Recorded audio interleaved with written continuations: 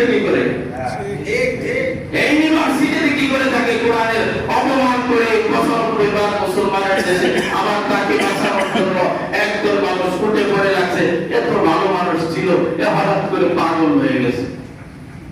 পাগল ইউনিভার্সিটিতে আর কোনো বই ছিল না, আর কিছু ছিল না, ওইগুলো নিয়ে করতো। তার মানে এটা একটা পরিকল্পিতভাবে ইসলামের সাথে বেয়াদবি আচরণ করার জন্য, ইসলামকে মুসলমানকে একটা অরাজকতা সৃষ্টি করার জন্য একটা পরিকল্পনা চালাইতেছে সমাজের ভিতরে।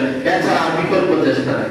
তাহলে এত প্রটোকল দেওয়ার কি দরকার? এতে কারাগারে বলার কি দরকার? এক দুইটা আমি আমার এই বয়সের ভিতরে এই বাংলাদেশের ভিতরে যতগুলো অপরাধ হয়েছে সবাই আন্দোলন করছে সবার জায়গা থেকে। সরকার বলছে বিচার হবে। এই বিচার ওইটা কোনদিন চোখে দেখি না, শুনি। বিচার হইতে শুনছেন? এই অন্যায় অপরাধের বিচার হইতে শুনছেন? হাজারো মেয়ে দর্শন হয়, হাজারো মেয়ে কি হয়? দর্শন হয়। হাজারো সমাজের ভিতরে অন্যায় অপরাধ হয়, একটা অন্যায় অপরাধের বিচার হয় না দেখা হাজারো মানুষ কিভাবে কি করা হয়? বিভ্রান্ত করা হয়। হাজারো মানুষ সুযোগ পায় সামনে এর জন্য, ভাইরাল হওয়ার জন্য। এটা একটা ভাইরালের টানটা দাঁড়ায় গেছে। আল্লাহ আমাদেরকে মাফ করুন, সহজ বুঝ দান করে ইসলামের উপরে অটল থাকার মতন তৌফিক দান করুন। সবাই বলে আমিন। তার কারণ আমাদের সজাগ থাকতে হবে। এক কথায় আমার জীবন ভাবনা চলে যাও। আমার আল্লাহকে নিয়ে কথা বললে, আমার রসুলকে নিয়ে কথা বললে, আমার কোরআনকে নিয়ে কথা বললে, আমার দেহে প্রাণ থাকা অবস্থায় চোখের সামনে তারা থাকতে দিব না। তার নামে মুসলমান, তার নামে মুসলমান থাকতে দিব না কোনদিন। পাওয়া মাত্রই তার দেহের থেকে কল্লাটা আলাদা করে দেওয়ার নাম মুসলমান। আপনি সব সহ্য করে নিতে পারবেন। আপনার বাবা মাকে গালি দিয়েছে, এটা সহ্য করতে পারবেন। আপনার বোনকে গালি দিয়েছে, সব সহ্য করতে পারবেন। আল্লাহকে নিয়ে গালি দিয়ে কেউ সহ্য করতে পারে? পারবেন আপনার মুসলমান?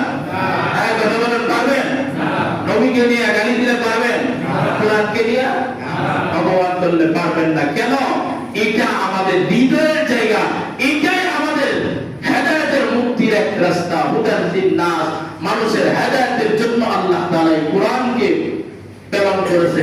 তার কারণ এটা যদি শাস্তিটা হইতো, এর 2 দিন পরে আরেকটা নর্তকী মহিলা এসে কোরআনের বিশেষ কিছু আয়াত নিয়ে মন্তব্য করার সাহস পাইতো না, পাইতো না।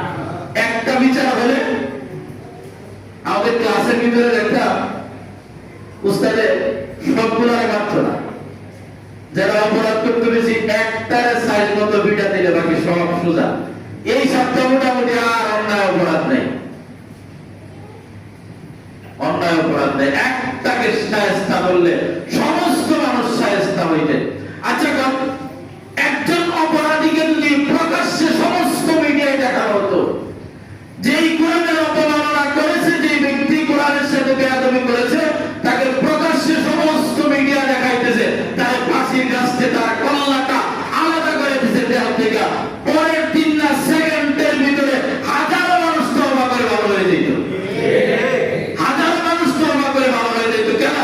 মিডিয়াগুলো দেখাইতেছে যে মানুষটা এই অপরাধের কারণে তার দেহ থেকে কল্লাটা আলাদা করা হয়েছে, তাকে একদম গলায় রশি দিয়া ঝুলায়া ফাঁসি দেওয়া হয়েছে, এবং একটাকে শাস্তি দেওয়া হলে রাতারাতি না সেকেন্ডের ভিতরে সবগুলো তওবা করে ভালো হয়ে যেত। এখন মিডিয়াগুলো দেখে কার বউ কার সাথে গেছে এইগুলো বলে দেয়, আর কিছু প্রচার করার বাইরে। আল্লাহ আমাদেরকে তৌফিক দান করুন, কোরআন অনুযায়ী জীবন যাপন করার তৌফিক দান করুন। সবাই বলে আল্লাহুম্মা আমিন। না সুন্নাত করেন না,